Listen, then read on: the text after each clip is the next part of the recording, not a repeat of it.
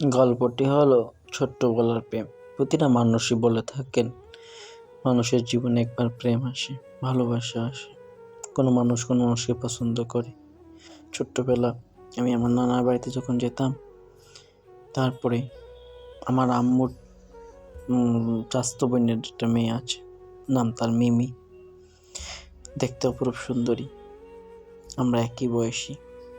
কিন্তু মিমি তার নানা বাড়িতে থাকতেন, অনেক সুন্দর লাগতো।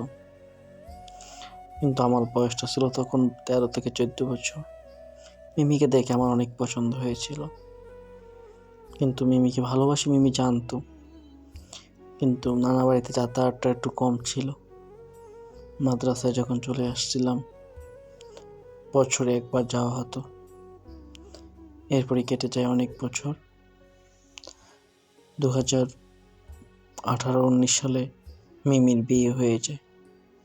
আমি তখন তার কথা ভুলেই গিয়েছিলাম। তারপর একদিন আমার এক মামাতো বোন মারা যায়। যাওয়ার পরে আমি তার মামাতো বোনের দেখার জন্য গিয়েছিলাম। তখন ওই মিমির সাথে আবার আমার দেখা হয়। তখন মিমি এক বাচ্চার মা হয়ে গিয়েছেন। মিমির দিকে তাকিয়ে পরে এক নজর চাতক পাখির মতন তাকিয়েছিলাম, কিছু বলতে পারিনি।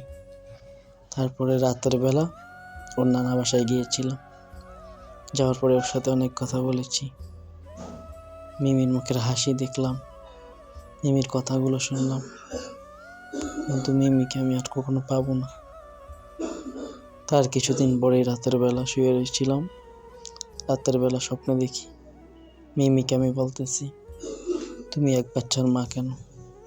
তুমি যদি 4 বাচ্চার মাও হয়ে থাকো, আর আমাকে এসে যদি বলো আমি তোমাকে ভালোবাসি, আমি তাকে চোখ বন্ধ করে আমার করে নিব। রাতে স্বপ্ন যুগে দেখলাম মিমিকে। সেই জন্য আজকের এই ভিডিও বানানো। জানি না কোনোদিন এই ভিডিও মিমির কাছে যাবে কিনা, তবে আমার এই ভালোবাসা তোমার জন্য রয়ে যাবে। জীবনে রিলেশন করিনি একটি কারণে, প্রেম এতটা কষ্টদায়ক, এতটা ব্যথা দেয়। বর্তমানে ফেসবুকে, ইউটিউবে, ইনস্টাগ্রামে মানুষ প্রেমের জন্য জীবন দিয়ে দেখার পরে অনেক ভয় লাগে। আমি ভালোবাসি, কিন্তু রিলেশন করতে নয়। ভালোবাসার মানুষগুলোকে। আগুন মানুষের যেমন প্রয়োজনীয় কাজে আসে, আবার আগুন মানুষের শরীরে লাগলে মানুষের শরীর যেমন ক্ষতি করে দেয়। মায়া মহব্বত এরকম মানুষকে